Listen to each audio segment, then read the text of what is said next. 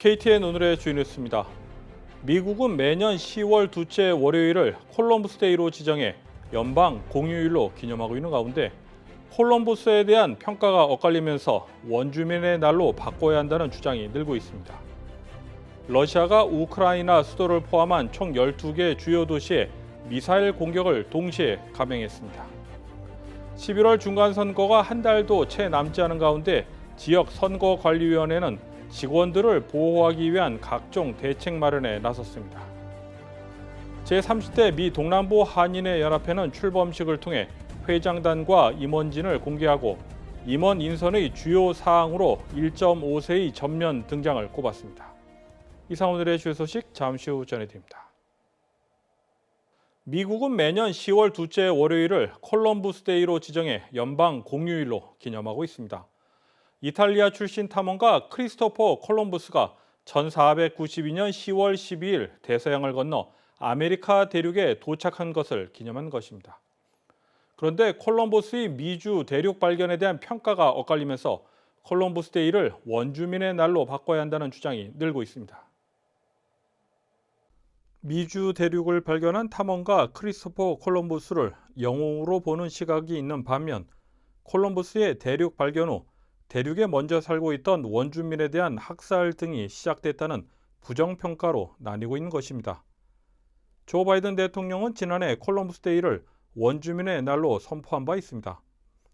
연방정부 차원에서 콜럼버스 데이를 원주민의 날로 대체한 것은 아니며 콜럼버스 데이와 원주민의 날 등 두 날 모두를 기념일로 공존할 수 있게 한 것입니다. 이후 콜럼버스 데이를 원주민의 날로 변경하는 지자체가 늘고 있습니다. 오레건주와 보스턴, 필라델피아는 지난해 콜럼버스 데이라는 명칭 대신 원주민의 날로 기념하기로 결정했습니다. 시애틀과 로스앤젤레스, 보스턴과 덴버 등 100곳이 넘는 미국의 주요 도시가 콜럼버스 데이를 원주민의 날로 대체하고 있습니다. 러시아가 우크라이나 수도를 포함한 총 12개 주요 도시에 미사일 공격을 동시에 감행했습니다. 사용된 미사일만 84발입니다. 유럽연합 EU와 주요 7개국 G7 등 국제사회가 일제히 규탄하며 대응에 나서고 있습니다. 관련 내용을 김상은 기자가 보도합니다.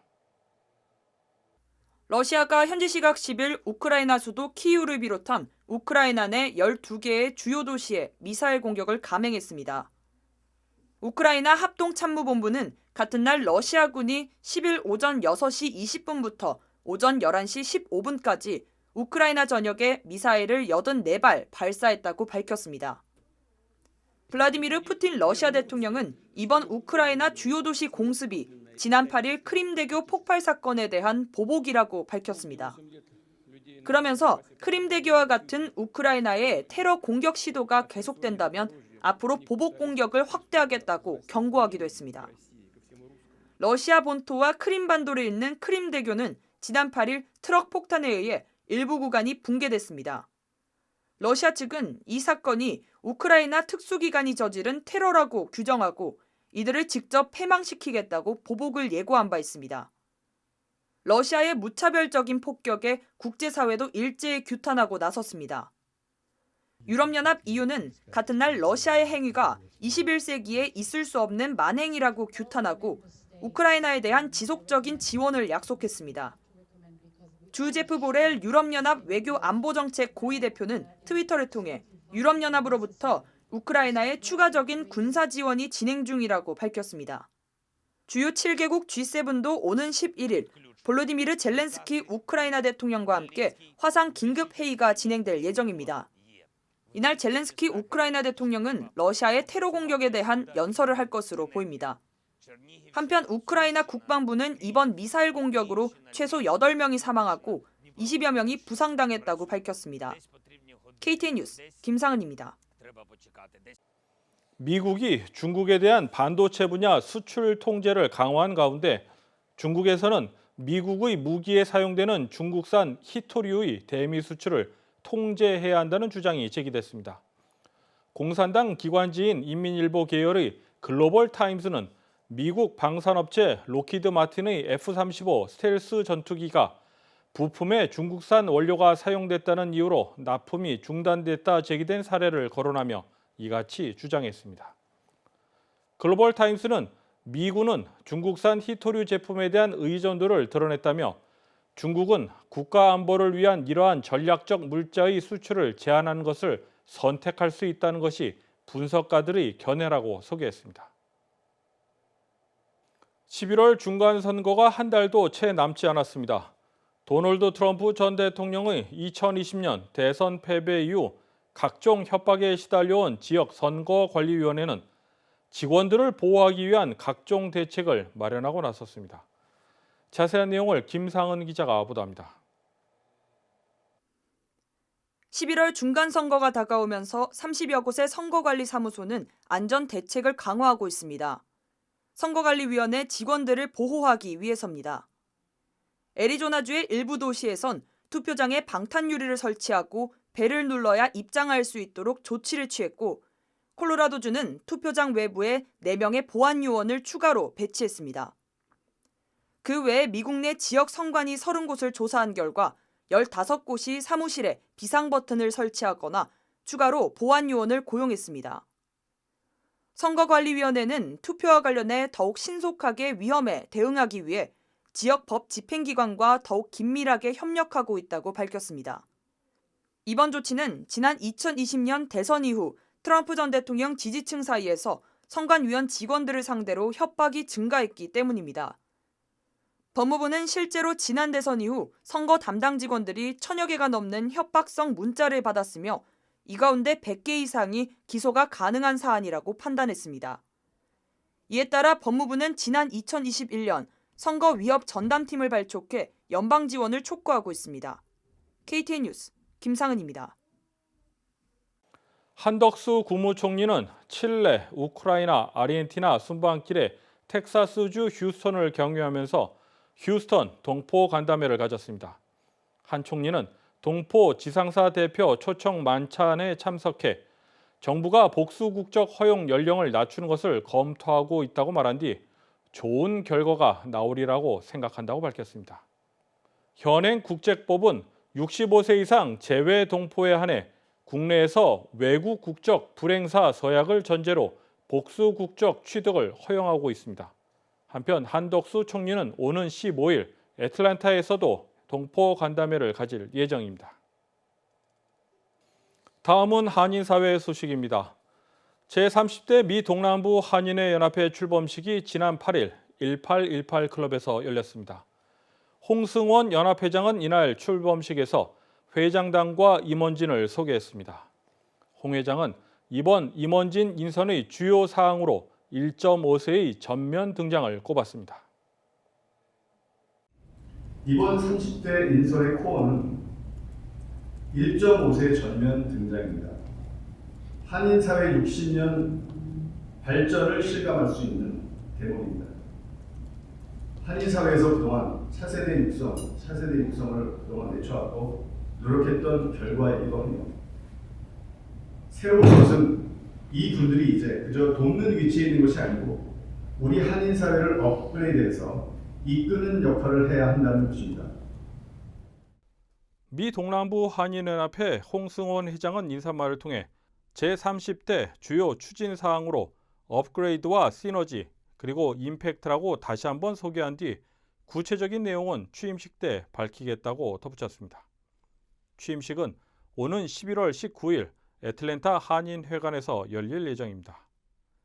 김기환 이사장은 축사를 통해 비전이 모든 임원들에게 함께 공유되길 바란다며 이 비전이 비전에서 머물지 않고 각 지역 한인 회장들과 현실 가능하게 추진되길 바란다고 말했습니다.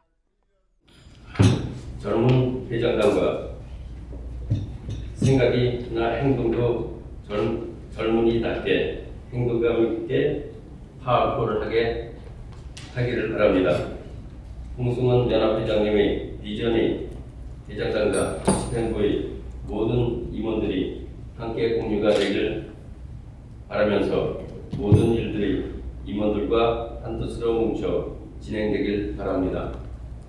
또한 이 비전이 비전으로서 머물지 않고 각 지역 한인 님들과 현실감 있게 실천 가능한 일로 추진되길 바랍니다.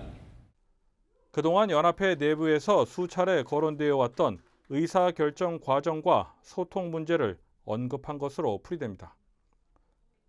하도수 수석 부회장은 축사를 영어로 했으며 제30대 한인연합회 슬로건을 함께 외치며 마무리했습니다. 저희가 업그레이드! 아유, 소리가 좋습니다. 업그레이드! 시너지! 임팩트! 이어 임명장 수여식과 상견례를 겸한 간담회가 이어졌습니다. 이날 출범식은 제30대 미 동남부 한인회 연합회 슬로건을 외치며 마무리됐습니다. 업그레이드! 임팩트!